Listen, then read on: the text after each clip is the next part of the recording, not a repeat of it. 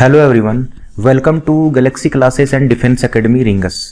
NCERT science की कुल 4 series complete हो चुकी हैं और एनसीईआरटी साइंस की 5वीं सीरीज आज मैं शुरू करने जा रहा हूं।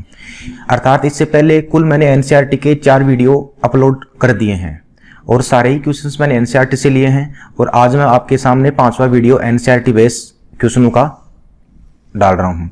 आज मैंने जो टॉपिक उठाया है वो आपकी अत्यधिक डिमांड पे उठाया है आनुवांशिकी, क्योंकि कुछ बच्चों ने मुझे कमेंट किया था कि सर आनुवांशिकी या जेनेटिक्स से संबंधित आप वीडियो बनाओ, तो इसीलिए मैंने आनुवांशिकी को लेकर आज चर्चा की है। आज के वीडियो में आपके लिए कुछ मैं अलग बातें बताने जा रहा हूं, ध्यान से समझना। 1 मिनट मेरी बात, फिर अपन वीडियो शुरू करते हैं। आज की क्लास में मैंने टोटल आपके लिए 30 क्वेश्चन लिए हैं। वो 30 क्वेश्चंस वास्तव में आनुवांशिकी से संबंधित हैं, सारे ही क्वेश्चंस, और सारे ही क्वेश्चंस मैंने एनसीईआरटी की किताबों से उठाए हैं। अब मैंने ये देखा है कि आनुवांशिकी से संबंधित आज तक जितने भी क्वेश्चन आए हैं वो सारे ही क्वेश्चन वास्तव में ज्यादातर मैक्सिमम 70% क्वेश्चन साइंटिस्ट या वैज्ञानिकों की अवधारणाओं से संबंधित हैं। इसलिए मैंने शुरू के 2 जो मैंने तैयार किए हैं, शुरू के 2 फेज आपके लिए मैंने तैयार किए हैं, वो उस मैटर को रिप्रेजेंट करते हैं जिससे संबंधित मैंने क्वेश्चन लिए हैं। इसलिए आप इन शुरू के 2 वीडियो को या शुरू की 2 स्लाइडों को आप तरीके से देखना, ताकि आपके आने वाले 25 से 30 क्वेश्चन बिल्कुल एज इट इज सही हो सके। देखो, ध्यान देना, यहां पर मैंने जो टॉपिक उठाया है वो आनुवांशिकी उठाया है, ठीक है ना। पहले मैं आपको आनुवांशिकी के बारे में शुरू में अच्छी इंफॉर्मेशन बता देता हूं, फिर इससे संबंधित अपन क्वेश्चन कर लेते हैं ताकि आपको कोई समस्या ना हो। जेनेटिक शब्द की उत्पत्ति देखो एक शब्द से हुई है और उस शब्द का नाम है जीन। एसएससी 2016 में यहीं से क्वेश्चन आता कि जेनेटिक शब्द की उत्पत्ति निम्न में से किस शब्द से हुई है, तो इसका सही आंसर क्या होता है? जीन। एक क्वेश्चन तो ये ध्यान रखना। अब ये जीन शब्द है ना, ये जीन शब्द ध्यान रखना किस भाषा का शब्द है? जीन ग्रीक भाषा का शब्द है। एक ये ध्यान रखना, जीन किस भाषा का शब्द है? ग्रीक भाषा का शब्द है। और जीन शब्द कब दिया गया था? तो जीन शब्द 1905 में एक वैज्ञानिक ने दिया था और उस वैज्ञानिक का नाम था जॉनसन। दोबारा समझना, जेनेटिक शब्द की उत्पत्ति जीन शब्द से हुई। जीन ग्रीक भाषा का शब्द है। जीन 1905 में वास्तव में जॉनसन ने दिया था। आगे की बात, लक्षणों का पीढ़ी दर पीढ़ी स्थानांतरण होना कहलाता है वंशानुगति। अब क्वेश्चन आपके सामने क्या आता है कि लक्षणों की पीढ़ी दर पीढ़ी स्थानांतरण होना निम्न में से क्या कहलाता है? और एग्जामिनर आपके सामने पहला ऑप्शन देता है आनुवांशिकता। आनुवांशिकता नहीं कहलाता, वो कहलाता है वंशानुगति, या इसे बोला जाता है हेरिडिटी। और वंशानुगति या हेरिडिटी शब्द एक वैज्ञानिक ने दिया जिसका नाम था स्पेंसर। ध्यान देना, जीन शब्द किसने दिया? जॉनसन ने। जैसे जॉनसन याद कर लो। वंशानुगति शब्द किसने दिया? स्पेंसर ने। 2 शब्द अपने तैयार हो गए हैं। अब वंशानुगति के नियम, विभिन्नताओं का अध्ययन व उत्परिवर्तन, इन तीनों का अध्ययन कहलाता है आनुवांशिकी। एक क्वेश्चन यहां से सेट किया था एग्जामिनर ने आरएस प्री में कि वास्तव में विभिन्नताओं एवं उत्परिवर्तन का अध्ययन निम्नलिखित में से क्या कहलाता है। अब उसने अलग अलग ऑप्शन दिए थे, तो ध्यान रखना यहां पर आंसर किया जाएगा आनुवांशिकी। इस आनुवांशिकी को बोला जाता है जेनेटिक्स। और ये जेनेटिक शब्द दिया था एक वैज्ञानिक ने जिसका नाम था बेडसन। अर्थात कितने वैज्ञानिक तैयार हो चुके हैं? 3। जीन शब्द किसने दिया? जॉनसन ने। वंशानुगति या हेरिडिटी शब्द किसने दिया? स्पेंसर ने। और आनुवांशिकी या जेनेटिक शब्द किसने दिया? बेडसन ने। लेकिन आनुवांशिकता के जनक माने जाते हैं ग्रेगर जॉन मेंडल को। आनुवांशिकता के जनक किन्हें माने जाते हैं? ग्रेगर जॉन मेंडल को। यह आपको मालूम है। ग्रेगर जॉन मेंडल के बारे में एक बार क्वेश्चन यह आया था कि इनका संबंध या ये कहां के मूल निवासी थे, तो ध्यान रखना ग्रेगर जॉन मेंडल का संबंध था ऑस्ट्रिया। ये ऑस्ट्रिया के पादरी थे और इन्होंने अपने प्रयोग किए गए थे उद्यान मटर पर। और उद्यान मटर कभी कभी ऑप्शन में नहीं आता, तो उद्यान मटर का साइंटिफिक नेम ऑप्शन में आता है, तो इसका साइंटिफिक नेम भी ध्यान रखना सर, इसका वैज्ञानिक नाम था पाइसम सेटाइयम। अर्थात ग्रेगर जॉन मेंडल कहां के रहने वाले? ऑस्ट्रिया के रहने वाले। और ग्रेगर जॉन मेंडल ने अपने प्रयोग कहां पर किए थे? उद्यान मटर पर किए थे। और उद्यान मटर का वैज्ञानिक नाम क्या है? पाइसम सेटाइयम। अब यहां पर एलडीसी 2016 में समझना यहां पर कॉन्सेप्ट को। एलडीसी 2016 में क्या क्वेश्चन आया था? क्वेश्चन यह आया था कि मेंडल ने मटर के अलावा निम्नलिखित में से किस पादप पर अपने और प्रयोग किए? तो ध्यान रखना, मेंडल ने मटर के अलावा एक और पादप को चुना था। उस पादप का नाम था हिरेसियम पादप। ये क्वेश्चन आया था सर, काफी बच्चों का ये क्वेश्चन गलत हो गया था क्योंकि ये कई किसी किताब में नहीं था, लेकिन एनसीईआरटी की 11वीं की बुक में है मुझे क्वेश्चन मिला। तो उद्यान मटर तो फेमस क्वेश्चन हो गया, वो पहले का चल रहा है, लेकिन अगर उद्यान मटर ऑप्शन में नहीं है तो इसका मतलब अगला एग्जामिनर बात करना चाहता है हेरेसियम की। इसके बाद दोबारा रिपीट कर लेते हैं। जेनेटिक शब्द की उत्पत्ति जीन से हुई। जीन ग्रीक भाषा का शब्द है। जीन शब्द जॉनसन ने 1905 में दिया। लक्षणों का पीढ़ी दर पीढ़ी स्थानांतरण होना वंशानुगति कहलाता है। वंशानुगति शब्द स्पेन सर ने दिया। और वंशानुगति का नियम विभिन्नताओं का अध्ययन और उत्परिवर्तन का अध्ययन आनुवांशिक या जेनेटिक्स कहलाता है। और यह जेनेटिक्स वास्तव में शब्द दिया था बेडसन ने। आनुवांशिकता के जनक माने जाते हैं ग्रेगर जॉन मेंडल, और इन्होंने अपने प्रयोग उद्यान मटर या पायसम से टाइम पर किए थे। और इन्होंने अपने प्रयोग दूसरे किस पादप पर किए थे? हिरेसियम पादप पर। ये जो स्लाइड है ना सर, स्लाइड, इस स्लाइड का मैं आप सभी से रिक्वेस्ट करना चाहूंगा, इस स्लाइड का आप सबसे पहले स्क्रीनशॉट ले लो ताकि आपकी कॉन्सेप्ट क्लियर हो जाए। स्क्रीनशॉट ले लो आप इसकी एक बार।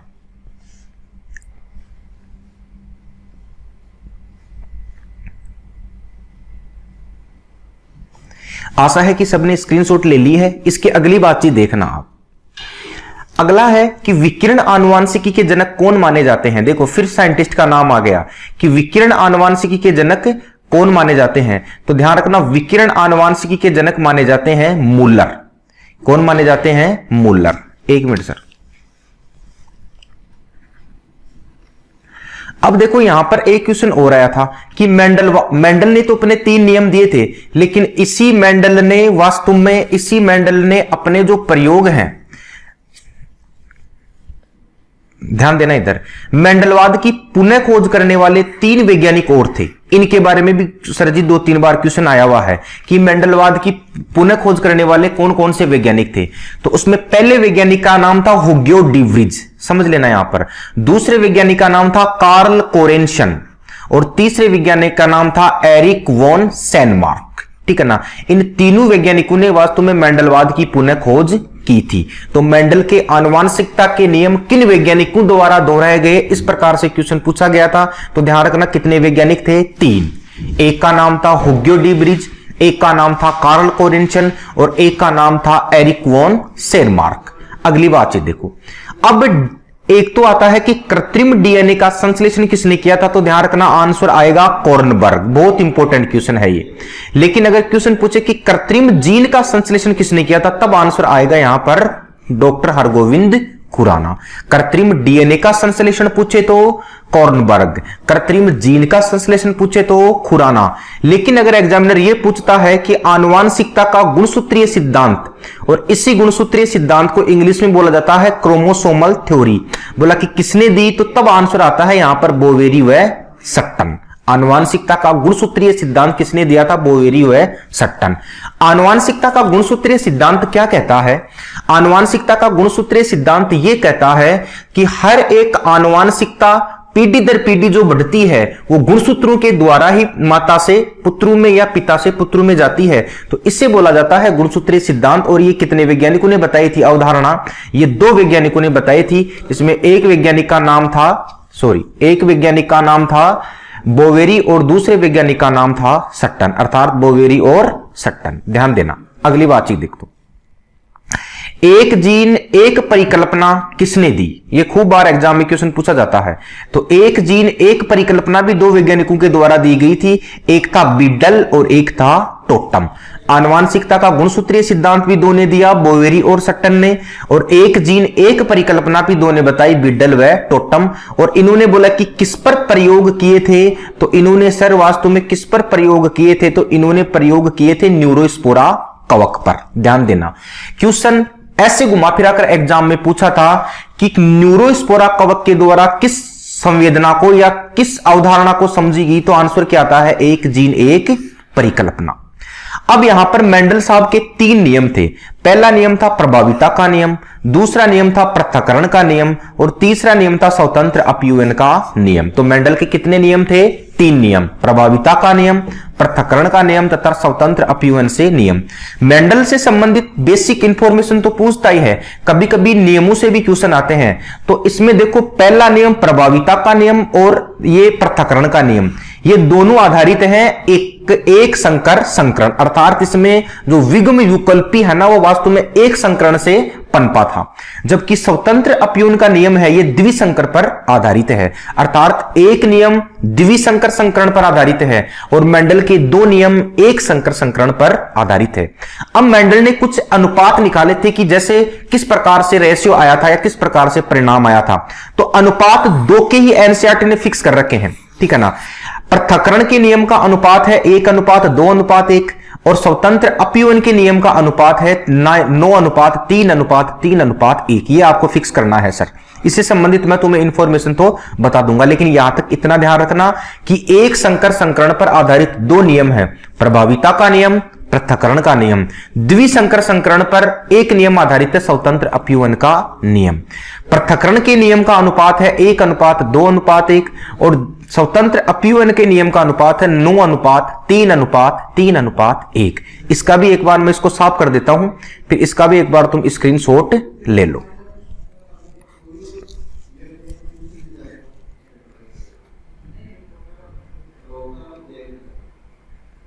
एक मिनट रुको, इसको मैं नेट एंड क्लीन कर देता हूं, फिर इसका तुम स्क्रीनशॉट ले लेना। अब ले लो इसका स्क्रीनशॉट एक बार।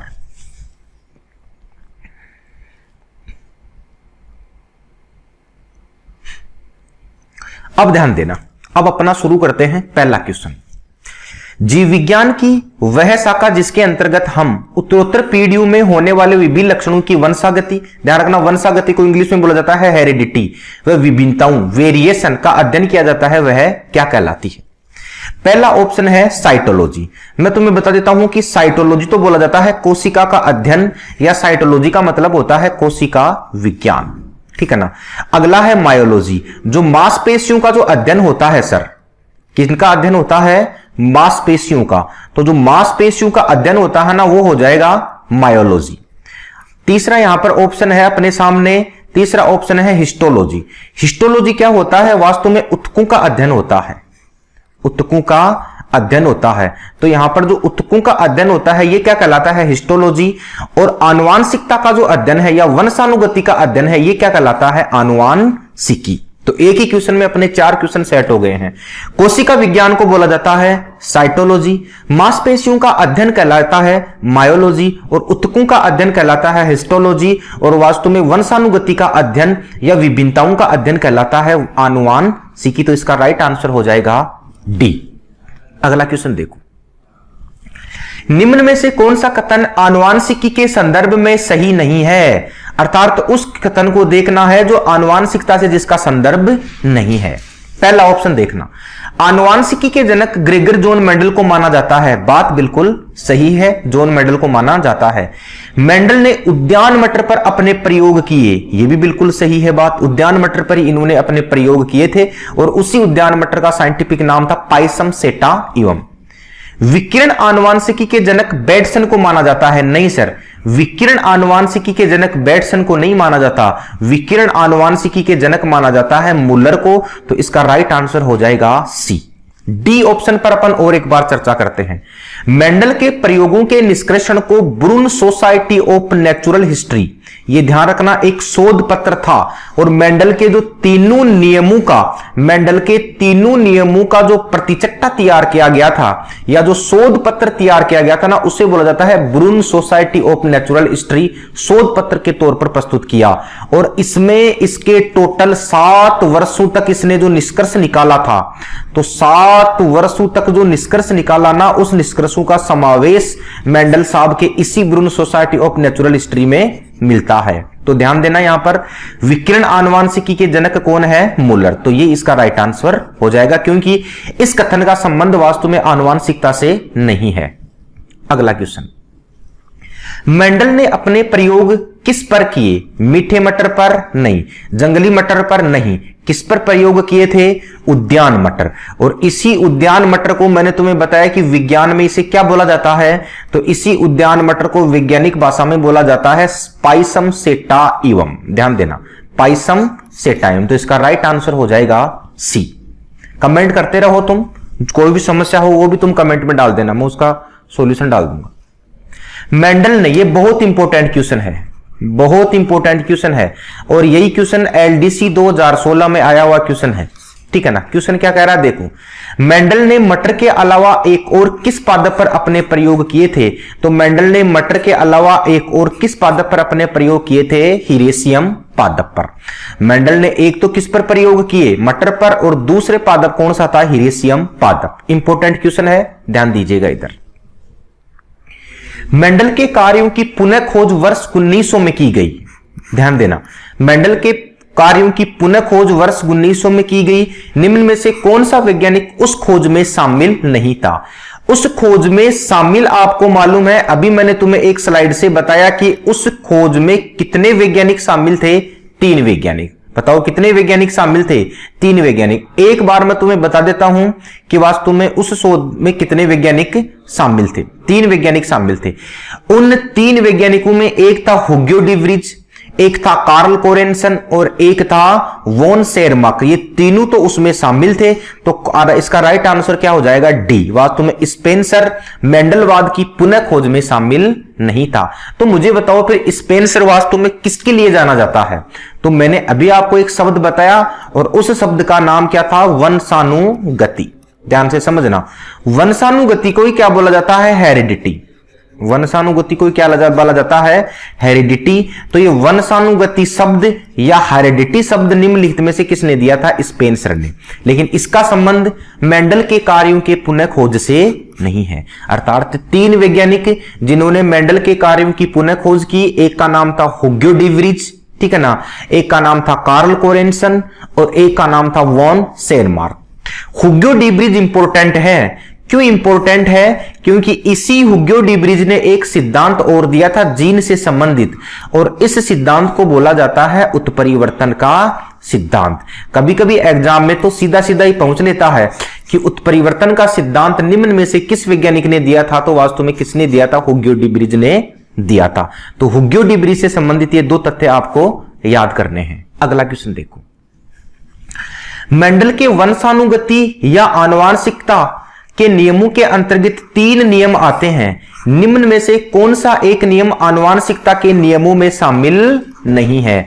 टोटल कितने नियम है? 3 नियम। उसमें देखो, उत्परिवर्तन का नियम वास्तव में मेंडलवाद का नियम नहीं है।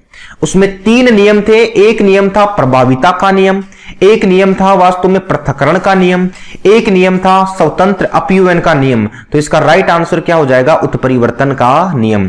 उत्परिवर्तन का नियम तो वास्तव में किससे संबंधित है? जीन से संबंधित है। उत्परिवर्तन का नियम किससे संबंधित है? जीन से संबंधित है। और ये उत्परिवर्तन मैंने तुम्हें बताया कि ये उत्परिवर्तन का सिद्धांत किसने दिया था? हुग्यो डिवरीज ने दिया था। तो मेंडल के कितने नियम हैं? 3 नियम, प्रभाविता का नियम, पृथक्करण का नियम और स्वतंत्र अपव्ययन का नियम। आगे के 2-3 क्वेश्चन इन्हीं तीनों नियमों पर आधारित हैं, तो तुम लोग ध्यान से समझता जाना। पृथक्करण का नियम अन्य किस नाम से जाना जाता है? पृथक्करण का नियम ही कहलाता है युग्मकों की शुद्धता का नियम। अर्थात मेंडल का जो, देखो इधर ध्यान देना है, इसमें क्या है? 3 नियम थे, प्रभाविता का नियम, पृथक्करण का नियम और स्वतंत्र अपव्ययन का नियम।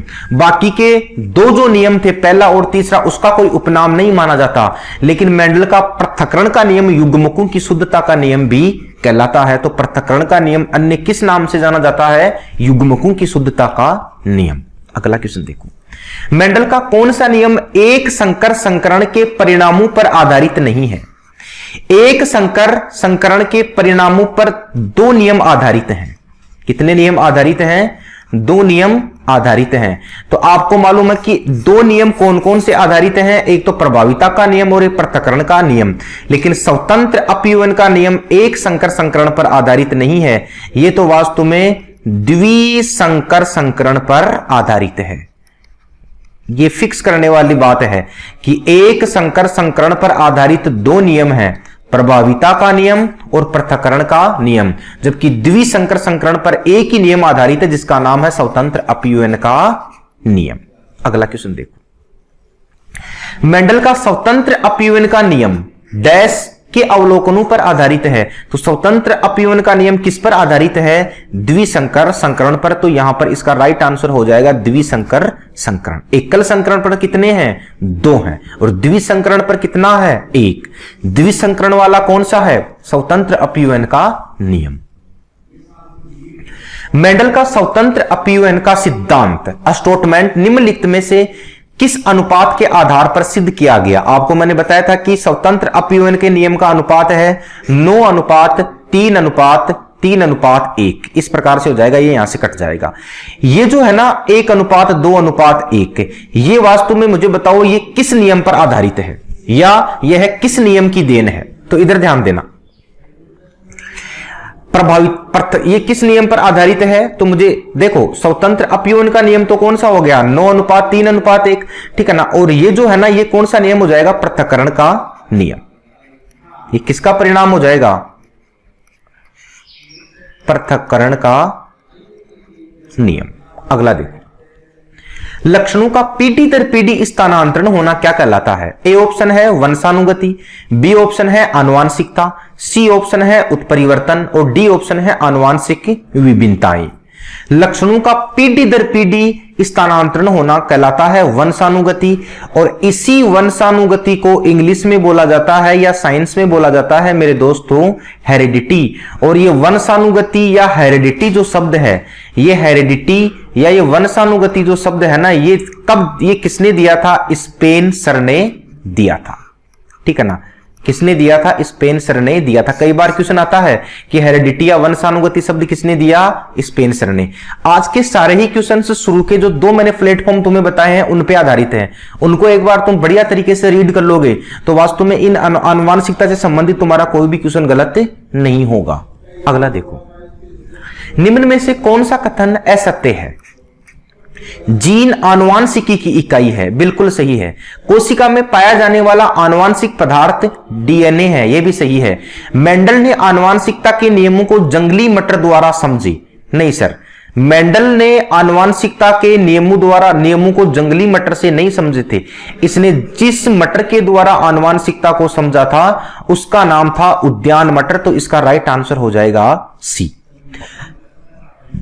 माता पिता के गुण उनकी संतानों में गुणसूत्रों द्वारा स्थानांतरित होते हैं। तो यह भी बात बिल्कुल सही है। तो इसमें असत्य कथन कौन सा हो जाएगा? सी। ध्यान से समझना। पहला ऑप्शन क्या है इसका? जीन आनुवांशिकता की इकाई है। जीन होता क्या है?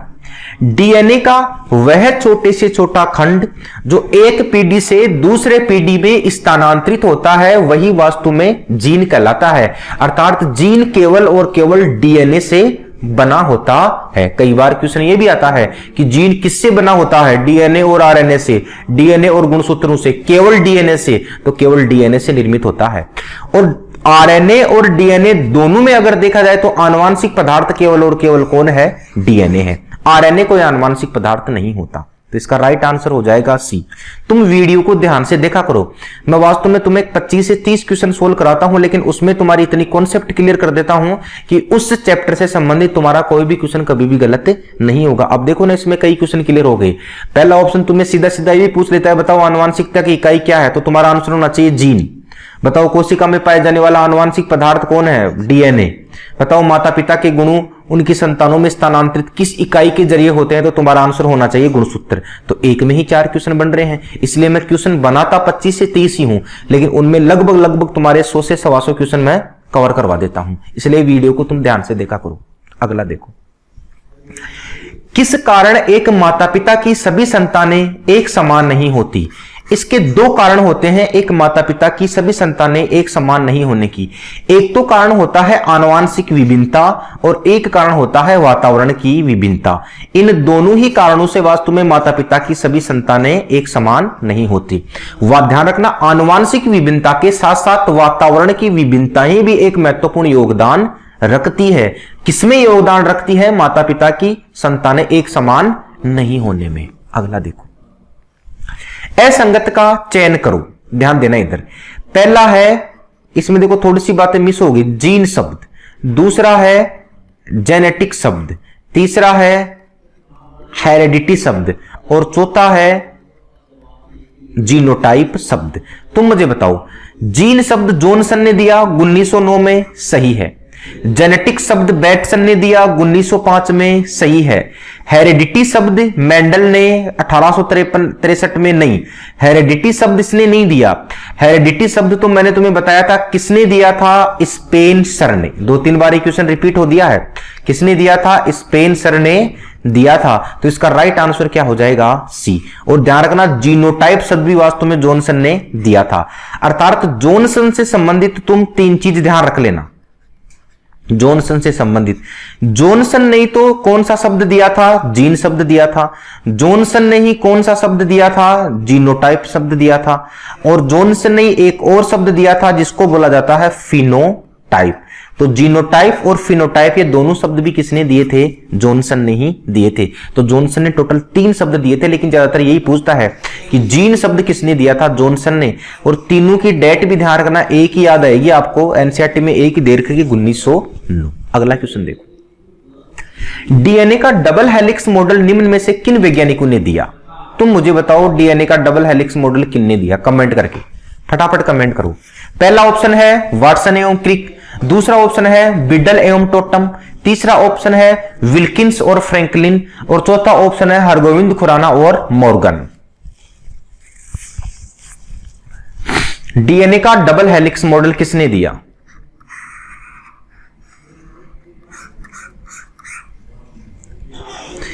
अब इधर ध्यान देना, वास्तव में क्या होता है, डीएनए का जो मॉडल है ना, डीएनए की संरचना कुछ इस प्रकार से होती है।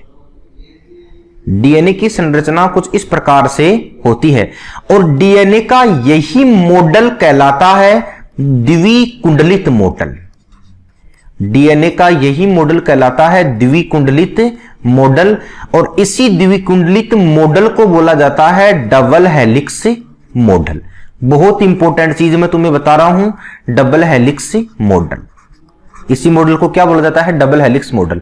यह द्विकुंडलित मॉडल या डबल हेलिक्स मॉडल दिया गया था 1953 में, और 1953 में देने वाले यहां के 2 वैज्ञानिक थे। एक वैज्ञानिक का नाम था वाटसन और एक वैज्ञानिक का नाम था क्रिक।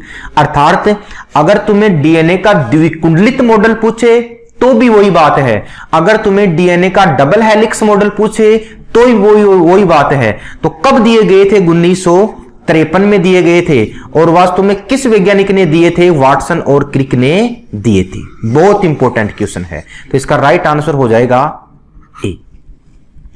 अब मेरी बात को तुम ध्यान से समझना, मैं तुम्हें बाकी के ऑप्शन पर भी चर्चा करता हूं। पहला ऑप्शन डबल हेलिक्स मॉडल, ठीक है ना, या फिर द्विकुंडलित मॉडल। एक चीज का और ध्यान रखना, एक परियोजना चलाई थी अमेरिका में, मानव जीनोम परियोजना। उस मानव जीनोम परियोजना के प्रथम निदेशक भी ध्यान रखना वाटसन को ही बनाया गया था। कई बार क्वेश्चन पूछा जाता है कि अमेरिका के स्वास्थ्य विभाग द्वारा एक महत्वाकांक्षी परियोजना चलाई गई, मानव जीनोम परियोजना, उसका प्रथम निदेशक निम्न में से किस वैज्ञानिक को बनाया गया, तो वाटसन को ही बनाया गया था। दूसरा बिडल और टोटम है। इन्होंने, मैंने तुम्हें बताया कि इन्होंने एक परिकल्पना दी थी जिसका नाम था एक जीन एक परिकल्पना। एक जीन एक परिकल्पना, तो एक जीन और एक परिकल्पना किसने दी थी, बिडल एवं टोटम ने। तीसरा ऑप्शन इससे भी इंपॉर्टेंट है, विल्किंस और फ्रैंकलिन। विल्किंस और फ्रैंकलिन ने क्या किया था सर, जो डीएनए है ना, डीएनए, इस डीएनए का अक्सरे विवर्तन विधि द्वारा, ठीक है ना, इस डीएनए का अक्सरे विवर्तन विधि द्वारा अध्ययन किया था। तो यह भी क्वेश्चन आता है कि डीएनए का अक्सरे विवर्तन विधि द्वारा करने वाले कौन कौन से वैज्ञानिक थे, तो विल्किंस था और एक था फ्रैंकलिन। और हरगोविंद खुराना जो है, हरगोविंद खुराना भी इंपॉर्टेंट है, क्योंकि हरगोविंद खुराना ने सबसे पहले बताया था आनुवांशिक कोड, ठीक है ना, आनुवांशिक कोड। तो आनुवांशिक कोड या जेनेटिक कोड के बारे में किसने बताया था, हरगोविंद खुराना। तो देखो एक ही क्वेश्चन में अपने कितने क्वेश्चन तैयार हो गए। पहला ध्यान रखना, डीएनए का द्विकुंडलित मॉडल कब दिया गया था, 1953 में। कितने वैज्ञानिकों ने दिया था, 2, वाटसन और क्रिक। एक जीन एक परिकल्पना भी किसने दी थी, 2 वैज्ञानिकों ने। एक का क्या नाम था, बिडल, और एक का क्या नाम था, टोटल। जबकि डीएनए का विस्तृत अध्ययन अक्सरे विवर्तन द्वारा किसने किया था, विल्किंस और फ्रैंकलिन ने। अब इस क्वेश्चन में तुम्हें मैं एक इंफॉर्मेशन और बता देता हूं जो तुम्हारे लिए बहुत इंपॉर्टेंट है, तो थोड़ा सा ध्यान से समझना उस इंफॉर्मेशन को मैं क्या बताने जा रहा हूं। इसका तो आपने कह दिया कि सर राइट आंसर इसका क्या हो जाएगा, वाटसन और क्रिक। देखो सबसे पहले तो 1953 में इन दोनों वैज्ञानिकों के द्वारा, वाटसन और एक कौन हो गए, क्रिक, इन दोनों वैज्ञानिकों के द्वारा कौन सा मॉडल दिया गया था, double helix model. Double helix model हो गया। लेकिन सर अगर तुम्हें पूछे कि वाटसन और क्रिक को नोबेल से कब नवाजा गया था, तो ध्यान रखना इनको नोबेल प्राइज मिली थी 1962 में। ये एक बार क्वेश्चन आया था कि डीएनए का डबल हेलिक्स मॉडल देने वाले वैज्ञानिकों को वास्तव में जीव विज्ञान का नोबेल पुरस्कार किस वर्ष दिया गया था, तो ध्यान रखना आंसर आ जाएगा 1962। ये इंपॉर्टेंट है। निम्न में से किसका संबंध डॉक्टर हरगोविंद खुराना से है? मैंने तुम्हें बताया हरगोविंद खुराना से संबंधित दो इंफॉर्मेशन मेरे दोस्तों तुम्हें याद करनी है। एक तो याद करनी है कि आनुवांशिक कूट या जेनेटिक कूट हरगोविंद खुराना ने बताया, और एक याद करनी है कि सर्वप्रथम जीन का संश्लेषण भी हरगोविंद खुराना ने किया। तो इसका राइट आंसर हो जाएगा सी। इसका राइट आंसर क्या हो जाएगा, सी हो जाएगा इसका राइट आंसर। ठीक है ना। अब देखो आगे, हरगोविंद खुराना से संबंधित कितनी बातें हैं, दो बातें, एक तो आनुवांशिक कूट और एक सर्वप्रथम जीन का संश्लेषण। अगर तुम्हें यह पूछे ना कि सर्वप्रथम, दो चीजों में कंफ्यूज रहता है तुम्हारा, जीन का संश्लेषण पूछे तो आंसर हरगोविंद खुराना ही करना है। लेकिन अगर तुम्हें पूछे कि सर्वप्रथम डीएनए का संश्लेषण, सर्वप्रथम डीएनए का संश्लेषण, कि सर्वप्रथम डीएनए का संश्लेषण किस वैज्ञानिक ने किया था, तब वैज्ञानिक का नाम आता है कॉर्नबर्ग। ठीक है ना। डीएनए का संश्लेषण किसने किया, कॉर्नबर्ग ने, जबकि वास्तव में जीन का संश्लेषण किसने किया था, हरगोविंद खुराना ने। आनुवांशिक सूचना के प्रवाह का केंद्रीय सिद्धांत, सेंट्रल डोगमा, किस वैज्ञानिक द्वारा प्रतिपादित किया गया? सेंट्रल डोगमा नामक सिद्धांत दिया था फ्रेडरिक क्रिक ने। ध्यान रखना, आनुवांशिक सूचना के प्रवाह का केंद्रीय सिद्धांत किसने दिया था, फ्रेडरिक क्रिक ने। यह केंद्रीय सिद्धांत होता क्या है समझना। अपने क्या होता है, जो डीएनए होता है ना, डीएनए, इस डीएनए के संदेश, इस डीएनए के संदेश ले जाने वाला होता है आरएनए, और डीएनए के आरएनए द्वारा डीएनए के संदेश कहां तक ले जाए जाते हैं, प्रोटीन तक। तो फ्रेडरिक क्रिक साहब ने यह कहा कि डीएनए के प्रोटीन तक संदेश ले जाने वाला आरएनए है एमआरएनए, और यही सिद्धांत कहलाता है सेंट्रल डोगमा। तो एक बार क्वेश्चन यह भी आया था कि सेंट्रल डोगमा के अनुसार वास्तव में डीएनए के संदेश प्रोटीन तक ले जाने वाला निम्नलिखित में से कौन सा आरएनए है, तो तुम ध्यान रखना एमआरएनए। इस एम का मतलब होता है यहां पर मैसेंजर आरएनए। इस एम का मतलब क्या होता है, मैसेंजर आरएनए।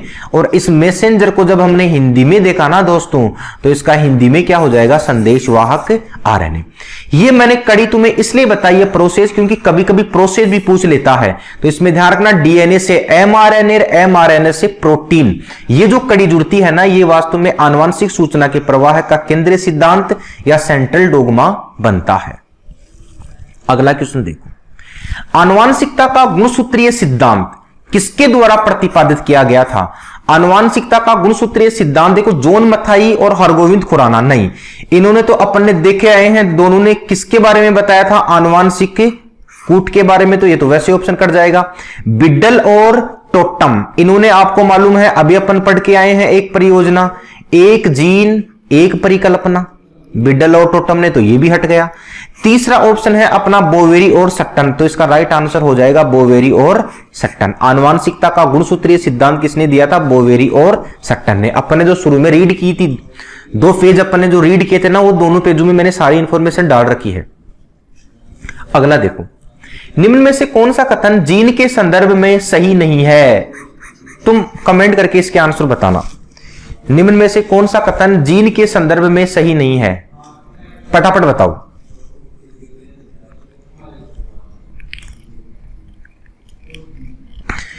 जीन शब्द 1909 में जॉनसन ने दिया, बिल्कुल सही है। जीन डीएनए के खंड होते हैं, बिल्कुल सही है। जीन में होने वाला आकस्मिक परिवर्तन प्रतिरूपण कहलाता है। जीन में होने वाला आकस्मिक परिवर्तन प्रतिरूपण नहीं कहलाता मेरे दोस्तों। जीन में होने वाला आकस्मिक परिवर्तन तो उत्परिवर्तन, या फिर उत्परिवर्तन को इंग्लिश में बोला जाता है म्यूटेशन, ठीक है ना। जीन में होने वाला आकस्मिक परिवर्तन क्या कहलाता है? उत्परिवर्तन या म्यूटेशन कहलाता है। तो इसका राइट आंसर हो जाएगा सी। जीन में होने वाला आनुवांशिक परिवर्तन रसायन या विकिरण से होता है, यह भी बात बिल्कुल सही है। तो देखो एक ही क्वेश्चन से अपने 4 क्वेश्चन क्लियर हो गए। जीन शब्द 1909 में जॉनसन ने दिया। जीन डीएनए के खंड होते हैं। खूब बार एग्जाम में आते हैं कि जीन किससे बने होते हैं? केवल डीएनए। वो तुम्हें बेवकूफ बनाने के लिए अलग अलग ऑप्शन देगा, डीएनए, डीएनए एवं गुणसूत्र, डीएनए एवं प्रोटीन, डीएनए एवं आरएनए। तो जीन किससे बने होते हैं? डीएनए। डीएनए को आनुवांशिक पदार्थ इसीलिए तो कहते हैं क्योंकि उस पर जीन उपस्थित होते हैं, और इसीलिए आनुवांशिक पदार्थ केवल और केवल जीन की उपस्थिति के कारण डीएनए को ही माना जाता है। और इसी कारण फिंगरप्रिंटिंग भी हमेशा डीएनए की होती है, कभी आरएनए फिंगरप्रिंटिंग नहीं होती, क्योंकि इन दो न्यूक्लिक अम्ल डीएनए और आरएनए, इन दोनों न्यूक्लिक अम्लों में जीन वास्तव में डीएनए पर ही उपस्थित होते हैं। और जीन में होने वाला आकस्मिक परिवर्तन कहलाता है उत्परिवर्तन, और उत्परिवर्तन का सिद्धांत हुग्यो डी ब्रिज ने दिया था। मानव जाति में बच्चे का लिंग निर्धारण कैसे होता है? माता से आने वाले अक्ष गुणसूत्र द्वारा, पिता से आने वाले वाई गुणसूत्र द्वारा, और पिता से आने वाले सभी गुणसूत्र द्वारा, पिता से आने वाले अक्ष अथवा वाई गुणसूत्र द्वारा। कमेंट करके मुझे फटाफट इसका उत्तर दो तुम।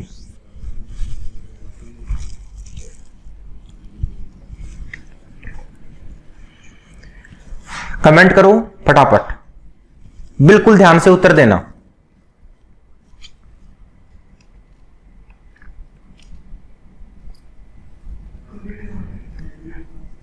कविता से नहीं, सही है। जी आर चौधरी आपका भी सही है, ध्यान दीजिएगा। बच्चे, मानव जाति में बच्चे का लिंग का निर्धारण कैसे होता है?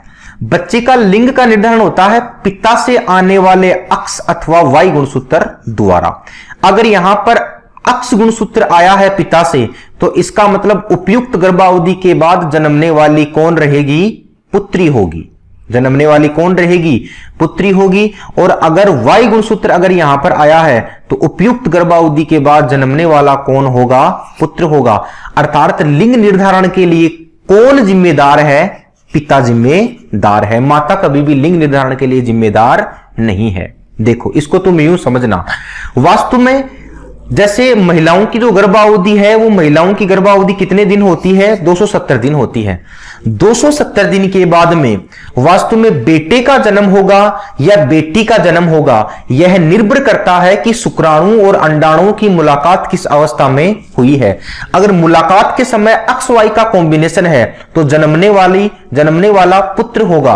और अगर मुलाकात के समय अक्ष वाई अक्ष का कॉम्बिनेशन है, तो 270 दिन की गर्भावधि के बाद जन्मने वाली पुत्री होगी। यह निर्भर करता है पिता से आने वाले अक्ष, और यह निर्भर करता है पिता से आने वाले वाई गुणसूत्र के आधार पर। अच्छा क्वेश्चन है ये, इसको तुम इंपॉर्टेंट लगा देना। मानव गुणसूत्रों में कितने युग्म पाए जाते हैं? मानव गुणसूत्रों में कितने युग्म पाए जाते हैं? 46 युग्म पाए जाते हैं। अर्थात 23 युग्म पाए जाते हैं। तो टोटल कितने गुणसूत्र हो गए? यहां पर 46 गुणसूत्र हो गए। अब इन 46 गुणसूत्रों में जो 22 गुणसूत्र हैं, इन 46 गुणसूत्रों में 22 गुणसूत्र स्त्री और पुरुषों दोनों में समान होते हैं। स्त्री और पुरुषों दोनों में क्या होते हैं? समान होते हैं।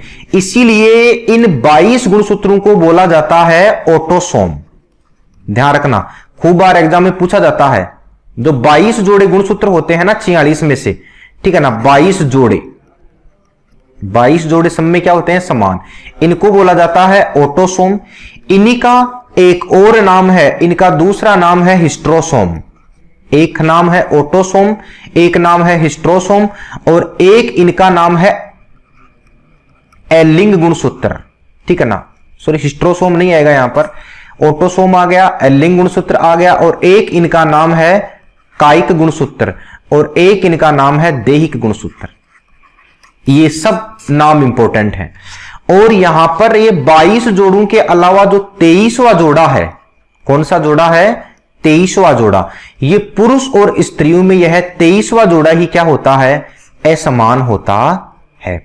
और इसी 23वें जोड़े को बोला जाता है एलोसोम। इसी 23वें जोड़े को क्या बोला जाता है? एलोसोम। या इसी का नाम क्या है? ऊपर मैंने गलत लिख दिया था, हिस्ट्रोसोम।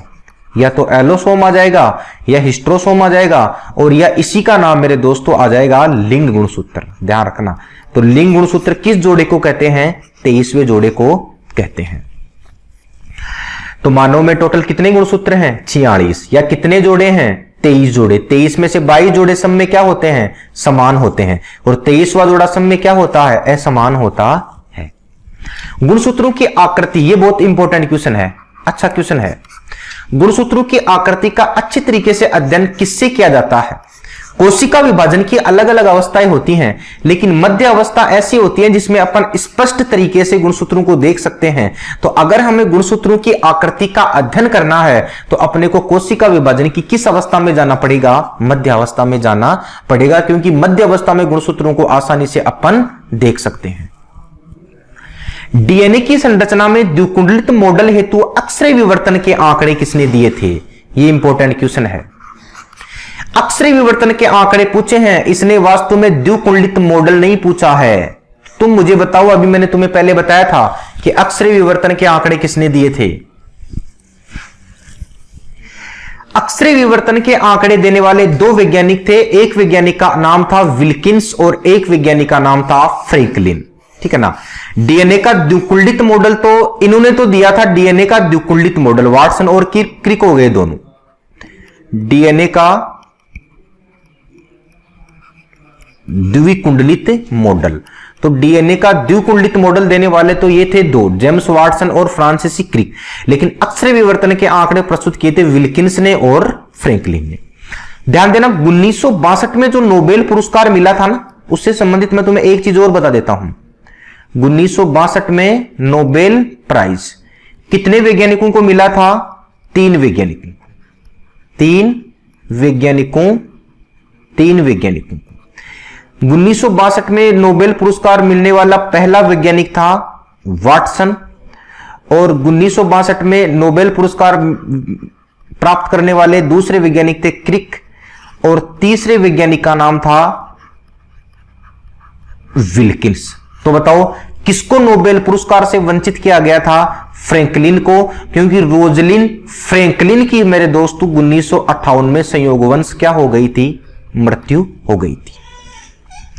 अब 1962 में एक बार क्वेश्चन आया था कि 1962 में किस वैज्ञानिक को नोबेल पुरस्कार से वंचित रखा गया था? तो उसमें आंसर क्या दे रखा था? फ्रैंकलिन, क्योंकि इसको नोबेल पुरस्कार नहीं दिया था। तो अब इन दोनों को तो दिया गया था डीएनए द्विकुंडलित मॉडल में, और विल्किंस को दिया गया था अक्षय विवर्तन के आंकड़े देने में। अगला क्वेश्चन देखो, निम्न में से कौन सा कथन असत्य है? मनुष्य में कुल 46 जोड़ी या 46 गुणसूत्र या 23 जोड़ी होती है, बात बिल्कुल सही है। 22 जोड़ी स्त्री पुरुषों में समान होती है, जिसको ऑटोसोम कहते हैं, यह भी बिल्कुल सही है। 23वीं जोड़ी के गुणसूत्र स्त्री पुरुषों में असमान होते हैं, जिनको एलोसोम होते हैं, यह भी सही है। 23वीं जोड़ी के गुणसूत्रों को लिंगी गुणसूत्र भी कहते हैं, यह भी बात बिल्कुल सही है। पुरुषों में 23वीं जोड़ी के गुणसूत्र XX होते हैं, XX नहीं होते। पुरुषों में 23वीं जोड़ी के गुणसूत्र XY होते हैं, तो इसका राइट आंसर हो जाएगा ई। ये क्वेश्चन अपने पहले भी देखा था। 25वां क्वेश्चन देखो क्या कह रहा है।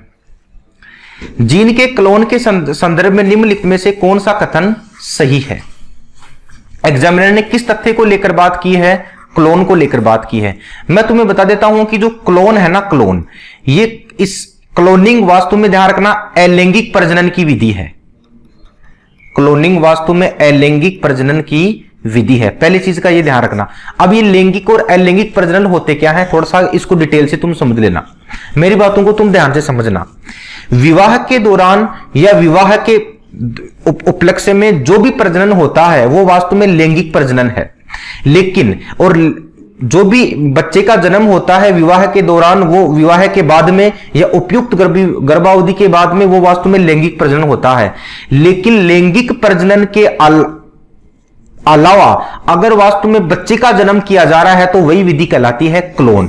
अर्थात क्लोन में किसी भी प्रकार का लैंगिक प्रजनन नहीं होता। इसमें वास्तु में एक कोशिका ली जाती है, उस कोशिका के केंद्रक को निकालकर मां के गर्भाशय में स्थानांतरित कर दिया जाता है और उसी से आगे की प्रक्रिया होती है। जैसे आपने नाम सुना होगा कि दुनिया की पहली क्लोन कौन थी? डोली बेड, जिसका जन्म वास्तव में स्कॉटलैंड के रोजलिन इंस्टीट्यूट में हुआ था। वो एक अलैंगिक प्रजनन की तो विधि है। तो क्लोन ध्यान रखना अलैंगिक विधि से उत्पन्न किया जाता है। क्लोन में वास्तव में लैंगिक विधि का अपना कोई योगदान नहीं होता। ये इंपॉर्टेंट क्वेश्चन है। अगला देखो, कथन ए, डीएनए फिंगरप्रिंटिंग पितृत्व स्थापना तथा बलात्कारवादों में अपराधियों की पहचान हेतु एक महत्वपूर्ण परीक्षण बन गया है। बिल्कुल सही है बात। किसकी बातचीत कर रहा है ये? डीएनए फिंगरप्रिंटिंग की। डीएनए परीक्षण हेतु बाल, सूखे रक्त, वीर्य के समक्ष नमूने पर्याप्त होते हैं। अब दोनों ही कथनों को अपने को देखना है, कौन सा सही है कौन सा गलत है। तो तुम मुझे कमेंट करके बताना, देख एक बार कमेंट करके बताना। डीएनए फिंगरप्रिंटिंग पहला ऑप्शन देखो, ए एवं आर दोनों सत्य हैं तथा कारण आर कथन ए का सही स्पष्टीकरण है। यही उसका राइट आंसर हो जाएगा। बिल्कुल सही बात है ये, ठीक है ना। दोनों सत्य हैं। क्यों? क्योंकि डीएनए फिंगरप्रिंटिंग अपराधियों की पहचान हेतु किया जाता है। आपको मालूम है सबको, अपराधियों की पहचान करने के लिए डीएनए का फिंगरप्रिंटिंग किया जाता है, ठीक है ना। और डीएनए फिंगरप्रिंटिंग हेतु अगर बाल भी है या कोई नाखून भी है या लार का टुकड़ा भी है, ठीक है ना, एक लार भी है ना, उससे भी वास्तव में वो भी पर्याप्त नमूने होते हैं डीएनए फिंगरप्रिंटिंग के लिए। अब एक बार क्वेश्चन ये भी आया था, मैं तुम्हें एक चीज बता देता हूं कि इस डीएनए फिंगरप्रिंटिंग जो विधि है ना, इस डीएनए फिंगरप्रिंटिंग के जनक कौन है? तो ध्यान रखना मेरे दोस्तों, डीएनए फिंगरप्रिंटिंग के जनक हैं डॉक्टर लालजी सिंह। डॉक्टर लालजी सिंह ये तो डीएनए फिंगरप्रिंटिंग के जनक हैं भारत में। और अगर तुम्हें जनक पूछ ले कि डीएनए फिंगरप्रिंटिंग के वैश्विक स्तर पे जनक कौन है, तो वैश्विक स्तर पे एक फ्रांसीसी वैज्ञानिक था जिसका नाम था अलक जेफरे। अलक जेफरे। तो भारत में जनक कौन है? लालजी सिंह। और वैश्विक स्तर पे जनक कौन है? अलक जेफरे। अगला देखो, सुनहरी या गोल्डन चावल क्या है? ये देखो, ये क्वेश्चन बहुत बढ़िया है। ये गोल्डन चावल बनाए गए थे, ठीक है ना। ये एक जैव प्रौद्योगिकी की देन है। ये किसकी देन है? एक जैव प्रौद्योगिकी की देन है। अब क्या हुआ, ये जैव प्रौद्योगिकी वास्तव में किस देश की देन हो जाएगी? अमेरिका की। अमेरिका ने यह कहा कि इस वास्तु में अगर देखा जाए तो पूरे वैश्विक स्तर पे जो भी आंखों की समस्या आ रही है, किसकी समस्या आ रही है? आंखों की समस्या। उस आंखों की समस्या का प्रमुख कारण सिर्फ एक ही वर्णक है और वो है कैरोटीन वर्णक। तो इस कैरोटीन वर्णक को बनाने के लिए वास्तव में चावल बनाए गए थे ताकि कैरोटीन वर्णक ज्यादा से ज्यादा बन सके और आंखों की होने वाली समस्या वास्तव में बिल्कुल दूर हो सके। तो इसका देखो पहला ऑप्शन देखो, चीन की पीली नदी, ऐसा कुछ भी नहीं है सर। एक लंबे समय तक पीली, ये भी गलत हो जाएगा। एक ट्रांसजेनिक फसल चावल की जिसमें कैरोटीन के लिए जीन उपलब्ध है, तो ये इसका राइट आंसर हो जाएगा। ध्यान रख लेना, ये भी क्वेश्चन डायरेक्ट भी क्वेश्चन पूछा जाता है कि सुनहरे चावलों का संबंध मनुष्य के किस अंग से है, तो यहां आंसर क्या हो जाएगा? आंख हो जाएगा यहां पर। विषाणु में निम्न में से कौन सी एक विशेषता नहीं होती? डीएनए आरएनए होता है, परपोषी कोशिका के भीतर प्रजनन करते हैं, सौभाग्य से पूरी तरह परजीवी होते हैं, कोशिका भित्ति का अभाव। कोशिका भित्ति वास्तव में उनमें नहीं होती, तो इसका राइट आंसर हो जाएगा डी। विषाणु में कौन सी विशेष? विषाणु में किसी भी प्रकार की कोशिका भित्ति नहीं होती। अब देखो इधर ध्यान देना तुम, एक बार आरपीएफ में क्वेश्चन पूछा था, उसके बारे में मैं तुम्हें बता देता हूं। आरपीएफ में क्वेश्चन ये पूछा था कि कौन सा जीव शरीर में जाकर प्रजनन करता है। तो कौन सा जीव शरीर में जाकर प्रजनन करता है, तब भी आंसर आ जाएगा विषाणु। तुम कभी